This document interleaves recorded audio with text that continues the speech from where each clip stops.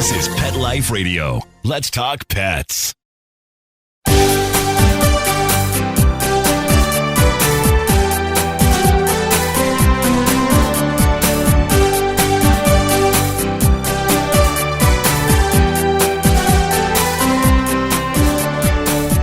Hello and welcome to Working Like Dogs on Pet Life Radio. Thank you for joining us. We're your hosts. My name is Marcie Davis, and my co-host is my trusty service dog, Whistle. And we're thrilled to be with you today to talk about our favorite subject, working dogs and working animals. And today we will be visiting with Steve Fowler. Steve is a research specialist with the United Way of Southwestern Pennsylvania, and he holds a master's degree in social and comparative analysis in education from the University of Pittsburgh. And he has worked in nonprofit and advocacy since 2005, and he's currently developing a conceptual framework for the social construct of disability. Steve currently lives in Pittsburgh, Pennsylvania with his new seeing eye dog, Harry. And Steve is going to visit with us today about how he decided to get a seeing eye dog and his experience with his new adorable partner, Harry. So come right back after these quick messages as we welcome Steve Fowler and Harry to the show. Sit, stay. We'll be right back after a short pause. Well, 4 to be exact.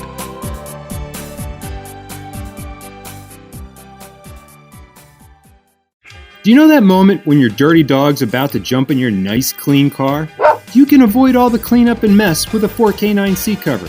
4K9s makes heavy-duty seat covers and cargo liners that will blend seamlessly with the interior of your vehicle. You can find us at 4K9s.com. That's the number 4, KNINES.com, or on Amazon.com. 4K9s makes nothing but the best for your best friend. Let's talk pets on PetLifeRadio.com.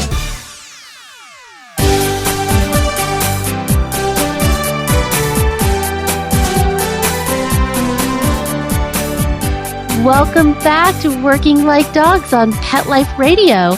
It's my pleasure to welcome two awesome guests today, and that is Steve Fowler and his new seeing eye dog, Harry. Hello, Steve, and welcome. Hi, Marcie. It's good to be here.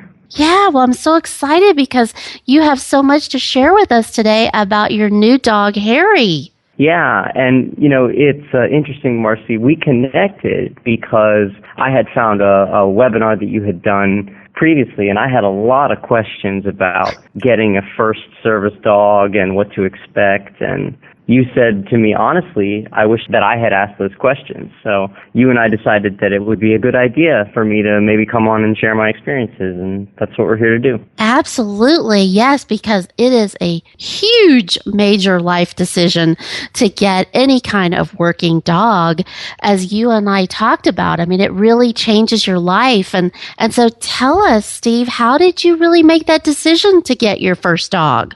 It really wasn't an easy decision. I had began to lose my sight when I was 17 and went through various orientation and mobility training leading up to using a white cane. And I found that in addition to the cane getting stuck and me getting jabbed in the gut one too many times, they would also get stuck and break. And I found that people really treat you differently when you have a cane. I started to notice it when I was working in the disability community that people with service dogs were seen as interesting. People wanted to talk to them. Everybody, I'm sure you get this, people, notice you immediately and want to talk to you, whereas with the cane, I found people sort of avoided me and didn't want to look at me. So it was largely a combination of social and practical reasons that led me to decide to get a dog. Yeah, that's so interesting that you say that because, way back in the day when I was going to get my first service dog, that's what people tried to talk me out of. And they tried to tell me that, oh, you'll be seen as more disabled if you have a dog. But I have to say that has not been my experience. I'm with you, Steve, that people are much more readily approachable to me. They will come up to me and talk to me about Whistle and not about me. They're not nearly as intimidated. So I'm so glad for you to say that. And I mean, come on, Steve, these adorable dogs are way better than a cane. You got to admit. Yeah, I mean, they're awesome. I think that it speaks to our social fabric that, say dogs are man's best friend. And when you think of a cane, you think of an ailment. So I think it really does speak to our view of durable medical equipment. And it's funny that they call it medical equipment because it's just something to get around with. Yet here's a dog, something that's been so essential to our development as a society. I just think that it's a natural fit. Yeah. Well, tell me about the application process for you. How did you decide to go with Seeing Eye? This would probably be the first of a list that I call things that I did not expect or knew nothing about. I honestly did not know where to start. So I hopped on Google, and I had always referred to guide dogs as Seeing Eye dogs, which I think is a testament to the branding and advocacy efforts of the Seeing Eye. They are the oldest guide dog school in North America, so they've been around the longest, I believe since 1929. They're in Morristown, New Jersey. And looking at their program, it just really looked like they had a top-to-bottom approach from medical and breeding through training, development. It just seemed like a really good place to start. But it took months to get the application done. It was an extensive process. And I think that speaks to how they pair you with a dog. They really evaluate your lifestyle, talk to your references, look at your needs, assess you before you even meet the dog. And then, it's a 26-day process to get training. It's very intensive. But overall, I'd say that it was the best decision that I could have made was to go with the Seeing Eye. Yeah, and that is such a critical decision, of which agency really fits your needs the most. And I was curious, because we always think of assistance dogs. The first ones we think of are guide dogs or Seeing Eye dogs. And so I wondered how long, so you said the process was a few months. How long really was it, Steve, from the time that you applied until you started the 26-day training? I started applying in the beginning of October of 2014 and got notification that I was accepted into the class at the end of April. It was on my birthday. It was April 16th. It was a good birthday present. Yes, It's funny because they gave me 2 weeks heads up to get there. They said, "You've been accepted. Congratulations. You can join the May class on May 1st." I was like, Oh, that's a little bit of a short notice. My goodness. But, well, that's, with your career, your job. I mean, how was that for you to try to make that quick date? I am lucky to work for a very progressive organization in the United Way. My department, my staff, my coworkers were all very, very supportive. They said, "Steve, take all the time you need, do what you have to do." We can talk a little bit later about some of the nuts and bolts of making it work. I mean, I saw that I was lucky to get paid during my time, and it was having to do with short-term disability claims. And when I got to school, I found that was not the case with all of my peers. But they were very supportive, and they gave me the time to go and get Harry. That's wonderful. Yeah, because so many people struggle with that, and that's one of the things for me that I've had to look at is, looking at programs where I could actually do my training at home or locally so that I can continue working, because that is difficult for a lot of people with disabilities to leave our jobs in our homes. This was a dormitory-style intensive live with the dog. We were kind of on lockdown. We couldn't go anywhere without the staff, but it's part of the really establishing that bond. And I think that's really made a huge difference in these first couple months with Harry. Yeah, well, tell us about that. I mean, how many people were in your training class with you? I believe I was one of 23, and they broke us down into groups. There were people there who had been on their 7th dog. There were people who were on their first dog. I was among 5 first-time dog owners, so we had a lot of similar experiences to share. I met some really interesting people. I'd never really met anybody that had a vision impairment before other than my mom. So really seeing the spectrum gave me a whole lot of perspective. Yeah, that sounds, you think about, people think that people with disabilities, we all hang out together, when in fact we don't. So I think it's the lump sum I'm seeing more and more with Harry that when you have a guide dog, people assume that you cannot see anything.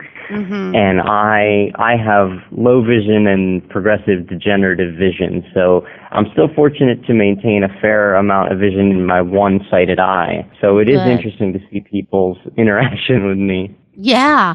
Well, I know, even though I'm a wheelchair user, if I wear sunglasses and I have Whistle with me, people automatically think that I'm blind as well. So people have all these different perceptions. We all do, right? So you can't see Harry then. You are able to see him a little bit. Yeah, I can make out if he's up real close to me, I can see his face, but thankfully he's a black dog, so he either stands out or he blends in quite well.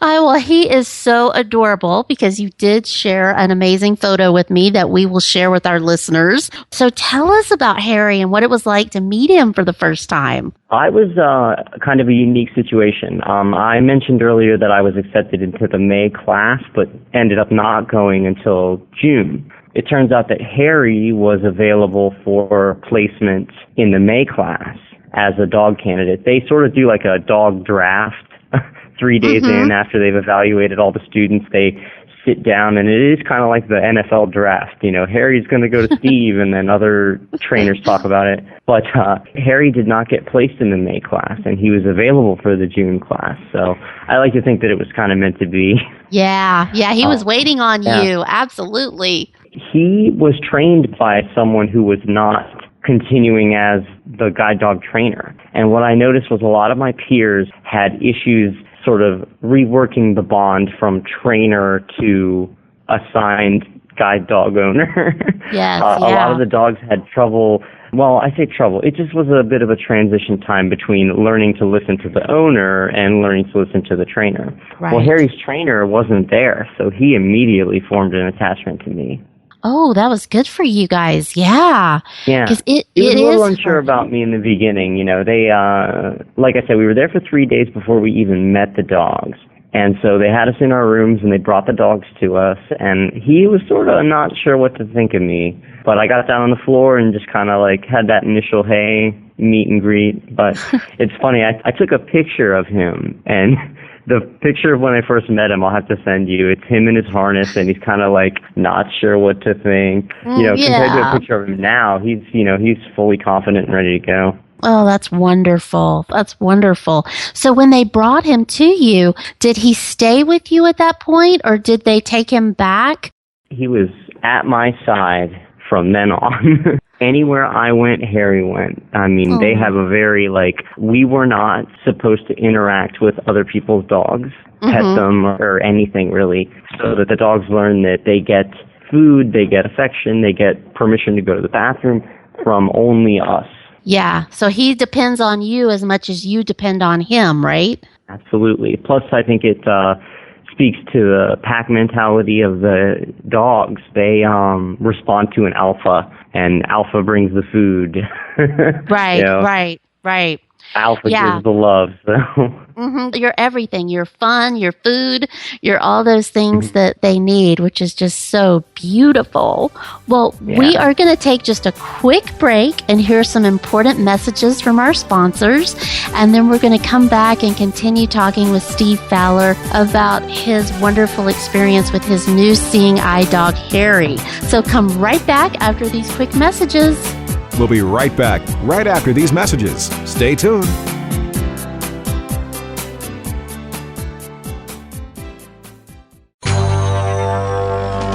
It's designerpetsweaters.com. Hand-knitted designer sweaters for your precious pup or cool cat. Beautiful couture patterns for your pets, including custom-knitted formal wear, casual wear, yachting, and even sports-themed. Many designer pet sweaters include feathered tammy hats, top hats, and a lot of sparkle. Each sweater includes leg loops, front paw sleeves, and leash opening. Visit designerpetsweaters.com to order your four-legged fashions today. Large or small, we fit them all. designerpetsweaters.com.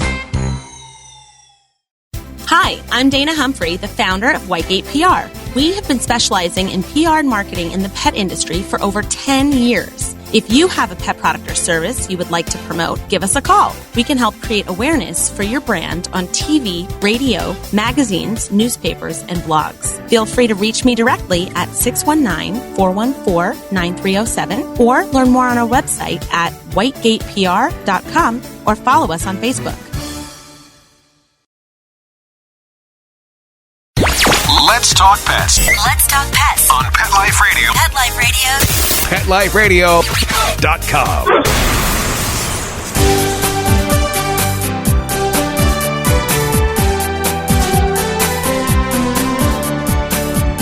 Welcome back to Working Like Dogs on Pet Life Radio. We're visiting today with Steve Fowler and Harry, his new seeing eye dog. And before the break, we were talking about, Steve, as you were meeting Harry and you guys were starting to bond. So tell us, so you were talking about, and I just love this, how working dogs are so dependent on their human partners. So tell us about, so you were there at the school for 26 days. So how did you transition to go home with Harry? You know, it was kind of a very abrupt. They dropped me and Harry at the airport, and it was like, okay, this is real now. Wow. Yeah, it was like, now it's time. Now, the dogs had been to the airport and on a plane and all that before, and it was, they sat us in the seat right next to the engine, so he got a real exposure to a flying, taking off airplane. He was a little uncertain about what to think. Yeah. You know, he thought it was really uncertain when it started shaking, but he laid down on my feet and then the person next to us feet, which was interesting. You know, in the beginning I was very apologetic for Harry, like, oh, I'm sorry if he puts his head on you. And I forget that most people think that it's adorable. Yeah, they do. Yeah, most people do.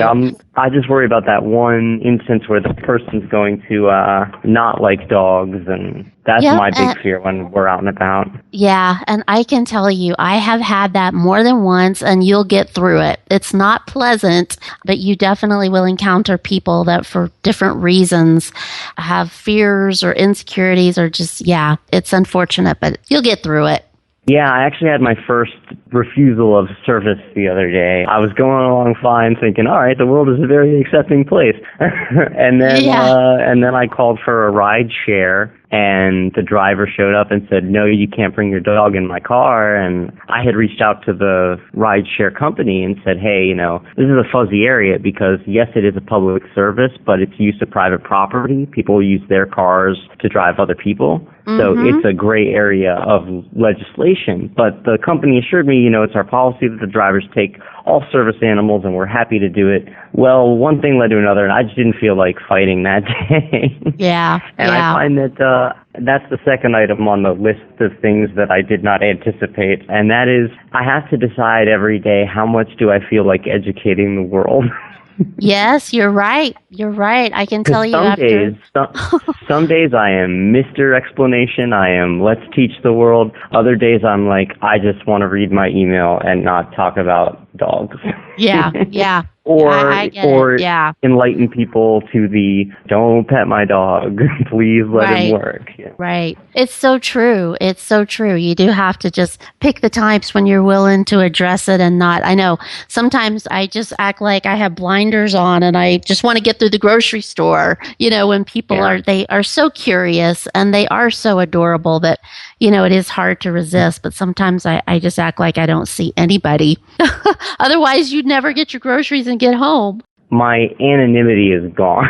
Yeah, forget it. Yeah, and the people will ability start to calling you blend in Harry. and carry on is not possible. No, anymore. you're now with a rock star. Those days are over. Yep. Yeah, everybody knows Harry. Yep, I know. That is your new life now. That's right. You're with the celebrity. Well, tell us about what it was like going back to work with Harry. You know, my coworkers were really great. I did not anticipate the outpouring of support that we got. They treat him like he's one of the team. You know, they got him a nice, comfortable bed that he could sleep on. My coworker was like, "Oh, hey, I just brought him this, nice bowl. We noticed that he's drinking water out of the other bowl, and it's been great. He sleeps. I had no idea that dogs could sleep as much as he does." Yeah, they need that. Yeah. When they were placing me with my dog, I told them that I needed a dog that was going to be as comfortable sitting and doing nothing for 3 hours as it was getting up and going. And that is Harry to a T. Oh, that's wonderful. I like to joke. I had a coworker's kid say, "What's Harry's favorite game?" And I said, "Harry's favorite game is nap." Well, that's really hard for these dogs because I think that's a great point that they do have to be so on top of their game at certain points. And then for people like you and I that work, that yes, they have to be very calm and lay down and be still and appropriate in an office environment. And that's hard for these guys sometimes. Yeah. He'll start snoring sometimes or... Yep. Doing the dreaming where he's chasing rabbits, and it'll be right in the middle of a meeting. Of course. Well, tell us about some of the other unanticipated changes. I mean, it's so great to hear you talk about how you're incorporating Harry into your life, but what are some other things that you didn't anticipate, maybe with friends or family? Yeah, I did not anticipate how much it was going to affect my partner. I had dealt with what we call cultural microaggressions for a long time, and it's just kind of like one of those things where you let it roll off your back. The most common one that I get is people assume that because I can't see very well, I also can't hear very well, and they talk louder and slower. And I mean, I like to call it a benevolent force behind it because they mean well. They're not trying to oppress me, but in its own way, it does kind of perpetuate the negative association of people with disabilities. And these are, my colleagues and friends sometimes even will forget, like, hey, I just can't see very well.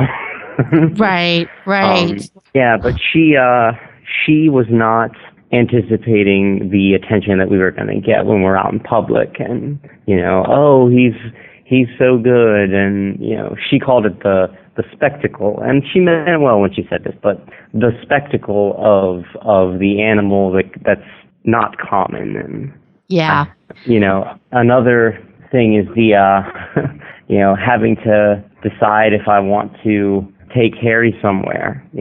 Jessica and I are going to the Dominican Republic, and I reached out to their Minister of Disability Affairs, who told me very bluntly that I probably would not want to bring Harry to the Dominican Republic.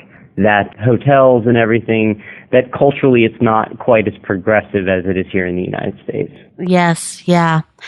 I mean, it is something that you have to think about in every aspect of your life, work life, vacation life. I'm actually looking at that myself right now for Belize and looking at if I can take my dog. And I've been told some of the same things that probably not. Yeah. Which is hard to hear. Give him an opportunity to take a vacation, I guess. So right, that's what I was going to say. I worry about what the effect is going to be. And what will you do with them? Who will take care of Harry while you're gone? This is a pretty hard decision. I thought about how much do I want to keep his routine? How much do I want to have him, be used to going to work? Should I ask a coworker to take care of him? And we decided that Harry would probably be best staying with a friend of ours who he knows. And prior to leaving for a week, we were going to let him stay for like a day or two so he learns hey, this is a fun place where I can get attention from little girls. Yeah. We don't have any kids, so Harry's kind of like doesn't quite know what to make of children, except that they're sticky and they taste good. Yeah. Well, that sounds great. I mean, that's a really responsible way to look at it and thinking about what's best for Harry and planning ahead. So, I mean, those are all the really good things that we all have to think about when we need other people to care for our assistance dogs. I know I was filling out the paperwork and it was cute. My agency actually asked me to list a godmother and godparents for my assistance dog. And I thought that was so cute. And I was like, but that's right. And it's other people that could take care of him if something happened, which I thought was so cute to think of it as godparents. Yeah, my big fear is that if I get hurt or something, I had to ask very, very real, like if I get hurt and incapacitated, what happens to the dog? Because my big fear is that I'm going to get hit by a car, they're going to take me in an ambulance and just leave poor Harry in the gutter. But I was told that is not going to happen, that they're not going to just leave him, but I have in case of emergency doggy number so that I know that he can get medical attention. And that's awesome. It's kind of like having a perpetual 2-year-old. It is. It absolutely is. That's a great way to look at it. But I just love how you're so proactive, Steve, how you're really thinking about these things and really trying to make sure that Harry's best interests are addressed. You seem like a really good partner to Harry, which is just awesome. Yeah, we always had dogs growing up. We had smart dogs, too. We had a border collie that was the second most smartest dog. Harry's probably the smartest dog I've ever met. But I was used to dealing with how to train a dog with a high level of intelligence, how to, correct and redirect if they're doing something that you don't want them to do. I did not quite understand what I was signing up for because I thought that the dog was always in guide dog mode. I did not anticipate that when his harness is off, it's silly dog time. That's right. Mm-hmm. And Harry, it's funny, when we get home at night, I take his harness off, I hang it up, and then he looks at me. He's like, am I good? Can I go? And then he runs over to what I call his treasure chest. He doesn't like to play with toys. He just likes to carry them around. And he gets out all his toys and plays around. And people are surprised, too, when his harness is on and off, the difference in his mentality. Yeah. It's like night and day.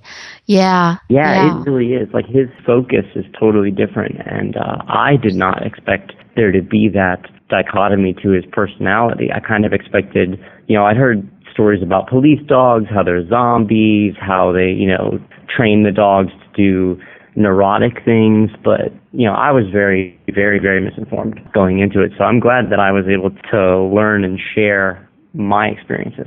Yeah. Well, it's been so great to visit with you today, and I just love hearing about your experience, and I'm so proud of you for taking this big leap and for enhancing your life and Harry's life. And I have to ask you, our final question today is, okay, now based on everything you know, what do you wish that someone would have told you? Oh, wow. Okay. In my head, I had an answer to this question because I knew it was coming. But I would have to say that right now, I would probably say I wish somebody had told me to just not have expectations. Let your relationship with your dog develop. Let it be what it is. And most importantly, and I learned this the other day, don't expect too much from your dog, just like you shouldn't expect too much from yourself. It's going to take time to ease into this. Some days I get frustrated with myself or, that things aren't where I want them. And then I remember, it's just going to take time to really adjust and get into the groove. Yeah, that's so well said. I mean, that's really it. And I think we overthink things and we worry about things, but really it's just an incredible gift that we're given with these dogs, and enjoy every second of it. And it sounds like that's what you and Harry are doing. Yeah, in the back of my mind, I am aware of the fact that Harry is not going to live forever, and that this is temporary, and that I really do need to enjoy my time that I have with him, because I just feel like I'm going to turn around and we're both going to be great. Well, I think you guys have some adventures ahead of yourself before that's an issue. Absolutely, and I just try and be mindful and appreciative of what I have here. When that time comes, they told me that he'll let me know, and I'll know that it's time for him to retire. So, and I firmly believe that he'll let me know. Yeah, he will. He will. Yeah, but you guys have a lot of wonderful days together, and we want you to come back and tell us more about your adventures and your lessons learned as you go through this process and this adventure together. Absolutely. Okay, awesome. Well, thank you so much, Steve and Harry, for being with us. And thank you, our listeners, for being with us. We love to hear from you. So please keep those emails coming. And you can always email us at Marcie, Marcie, at PetLifeRadio.com. And you can also follow us on Facebook and Twitter at Working Like Dogs and WorkingLikeDogs.com. So thanks so much. And we look forward to being with you again soon. Take good care. Let's Talk Pets, every week on demand, only on PetLifeRadio.com.